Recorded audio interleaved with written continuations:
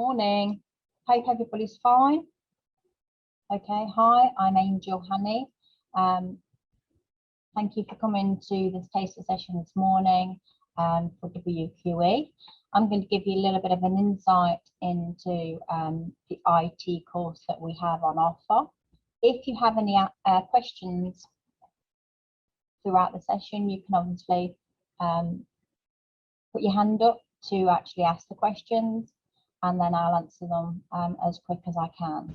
Okay, there will be at the end time to ask questions if you want to, or you're not sure on something, you can ask them. Just going to share my screen with you all.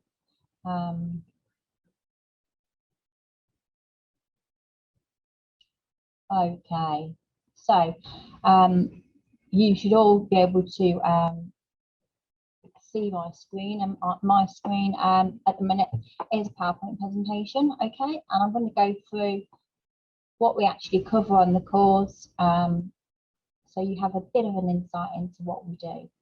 Okay, so it's the OCR Level 2 Cambridge Technical Extended Certificate Stroke Diploma in Information Technology. Okay, so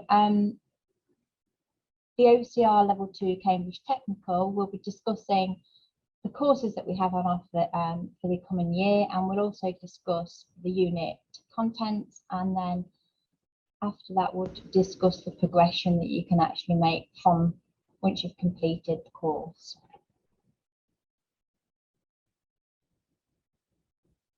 Okay, so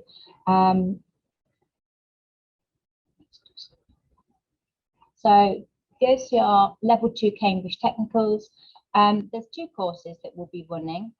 There's the OCR Level 2 Extended Certificate. People call this, most likely, is the half course, and the reason is because once you've completed this, it's a 1 year course, and you achieve 2 GCSEs. Those GCSEs, obviously, they will go from pass, merit and distinction, and then distinction star. You have to do 2 mandatory units, which I'll discuss shortly with you, and you have 2 optional units. The optional units will be chosen for you. It isn't a selection, unfortunately, but we look at what's best for you and what you can actually achieve more from for the course. It'll be 6 sessions approximately a week on your timetable. Okay, by doing this, it does allow you to pick up another subject, which most people do enjoy to do, because then they have a bit of a variety in their GCSEs. It's not just all in one subject. So by doing the extended certificate, you could pick up another extended certificate, say, in a different subject. The second course that we actually run is the OCR Level 2 Diploma. This is classed as the full course, okay? So the full course is equivalent to 4 GCSEs. It is run over just 1 year, and again, you can have that from a pass, merit or distinction star at the end of the year. With this, you have 2 mandatory units, just like the previous course, but here, because it's a bigger course, you'll be doing 5 optional units, and that's why you will have 10 sessions a week. By doing the 10 sessions a week, it doesn't allow you to pick up a separate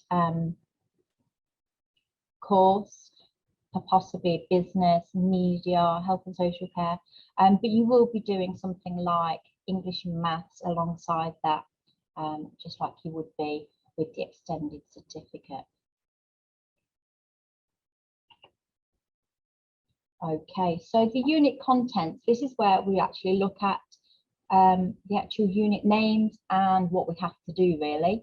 So as I discussed, with both courses, you have to do 2 units, and those 2 units are the mandatory ones: Unit 1, Communicating in the IT Industry, and Unit 2, Working in the IT Industry. Excuse me.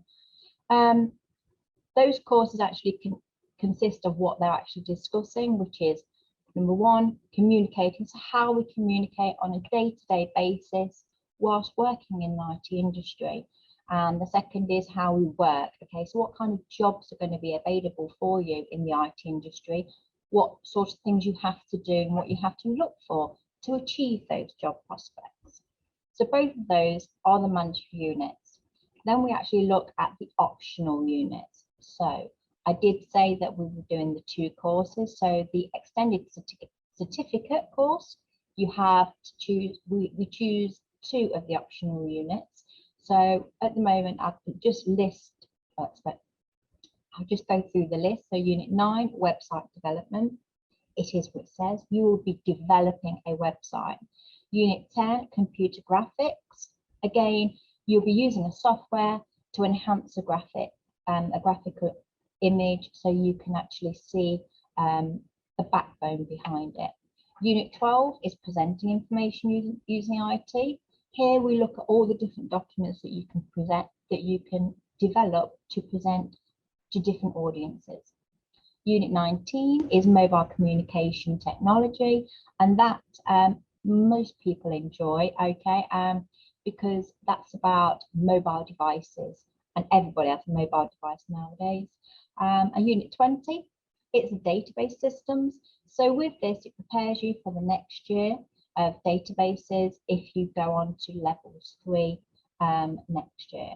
Unit 24 is an animation techniques. So here you look at short frames, looking at how to make a small cartoon, how it moves, and we look at the pixels, etc. for that. Okay. So how we communicate, okay? We communicate all the time. I'm communicating to you right now, okay? But most people will use these, okay? And these are our social media websites or apps. Social media plays a massive part in our day-to-day communication. We send chats. Very few people actually do face-to-face nowadays, so you do use these apps on a regular basis. Some people do it socially, so you're communicating with others in different areas. Some it's literally a friendship group. And we also, in here, you don't have to do, you don't have to type in English. We use text language, just like you do on your phone when you send a message. But we also do these, okay? And these are emojis. We use these to express how we feel at that specific time. Instead of writing words, instead of putting text language in there, these help us communicate our feelings. So there's just a few of them. There are hundreds. Okay, so unfortunately, IT does have disadvantages around them.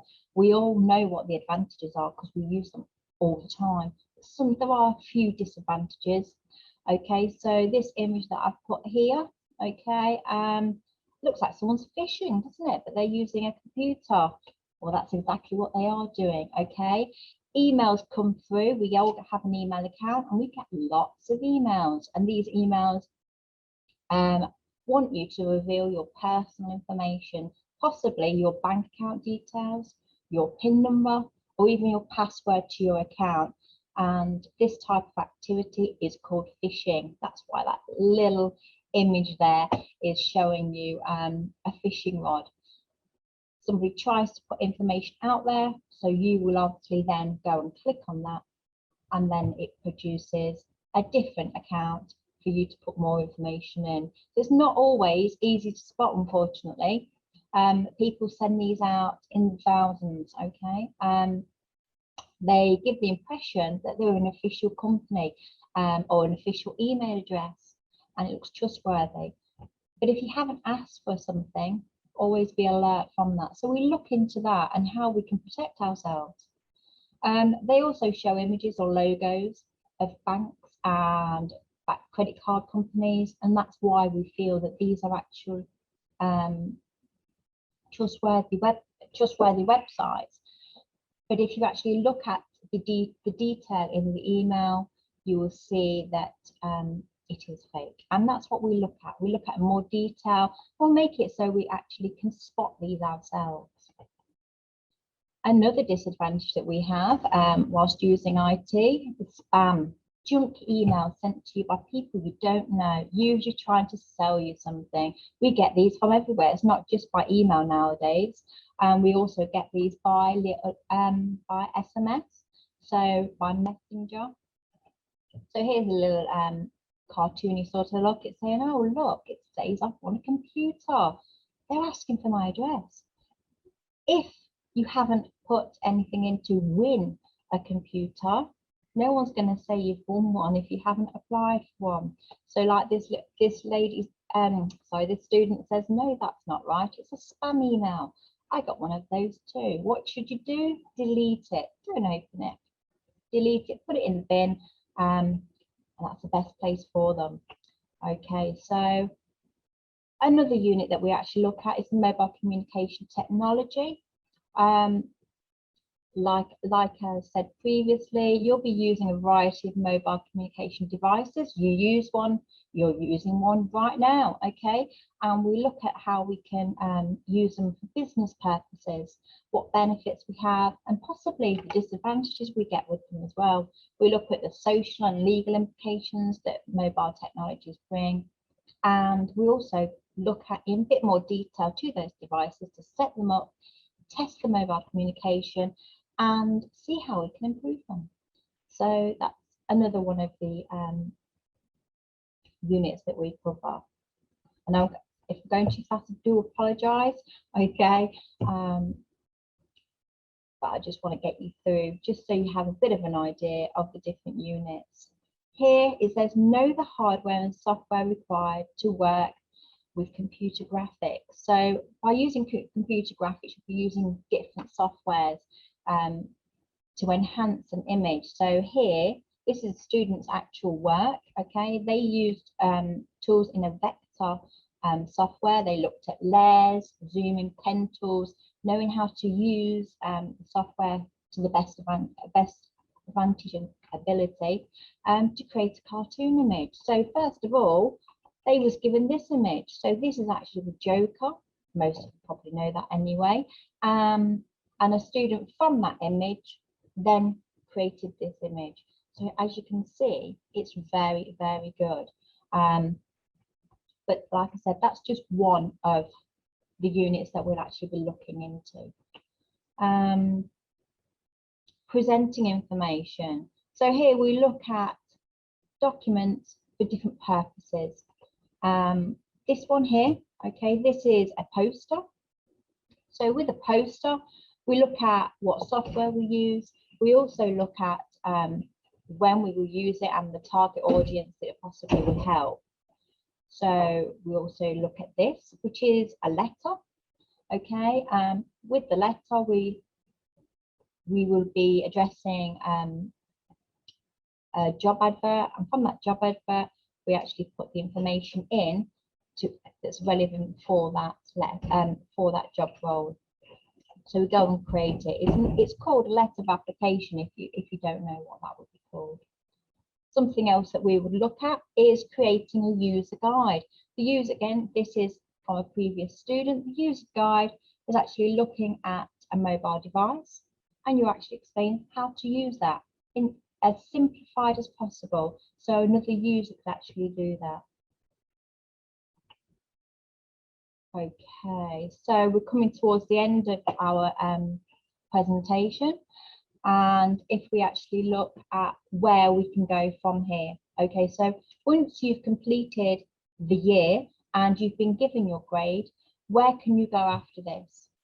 You can obviously go on to any one of our ICT Level 3 Nationals. With the Nationals, you'll have a certificate. You'll also have an extended certificate, and then there's the diploma. And there's even the extended diploma. Okay, there's also a Level 3 Computer Science if you want to stay within the IT curriculum. But if you don't, and you do want to progress into a different subject, all the level 3 courses would be available to you if obviously you achieved a grade within the unit so within the course, and obviously got your English and maths with that. Okay, so questions, please. Do any of you have any questions for me? So that's it really then. Obviously, if you do have any questions, you can obviously ask them now, but you can ask them later. The course obviously it will be available to you all, and it would be really nice to see you. Okay, if we leave it there then, and I hope to see you in September.